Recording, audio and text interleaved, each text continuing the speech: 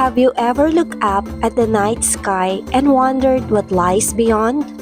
Our solar system is a vast, dynamic collection of planets, moons, and other celestial bodies, all bound together by the sun's powerful gravity.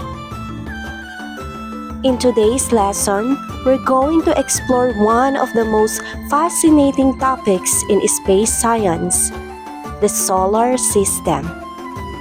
Let's dive in. Mercury is the smallest planet in the solar system and closest to the Sun. Mercury orbits the Sun the fastest, completing one orbit in just 88 days.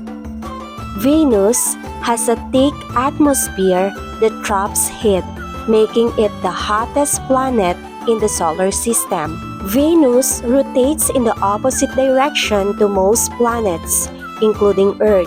This means its sun rises in the west and sets in the east.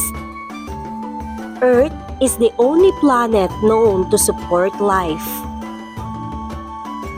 Mars is often called the red planet due to its reddish color caused by rust on its surface.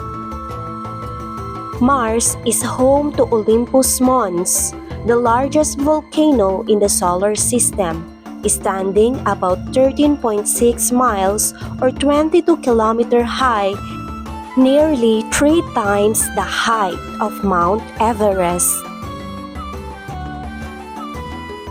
Jupiter is the largest planet in the solar system and has a giant storm called the Great Red Spot. Jupiter has a massive storm called the Great Red Spot that has been raging for at least 400 years. It's so large that 3 Earths could fit inside it. Saturn is famous for its stunning and extensive ring system.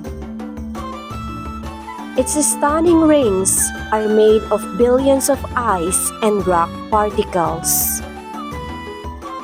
Uranus rotates on its side, making its axis nearly horizontal relative to its orbit.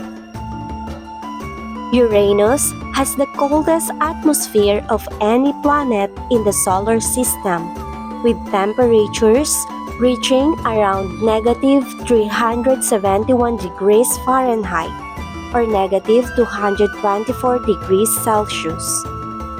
Neptune. Neptune is the furthest planet from the Sun and has the strongest winds in the solar system. Neptune has a storm similar to Jupiter's Great Red Spot, known as the Great Dark Spot. Though it is not permanent and has disappeared at times. The Moon is Earth's only natural satellite and the 5th largest moon in the solar system. The Sun is a star at the center of the solar system. It provides the energy necessary for life on Earth. A UFO is a flying object that is usually associated with alien life. A rocket is a vehicle designed to travel into space. A comet is a ball of ice, dust, and gas that gets a bright tail when it gets close to the sun. An astronaut is a person trained to travel and perform tasks in space.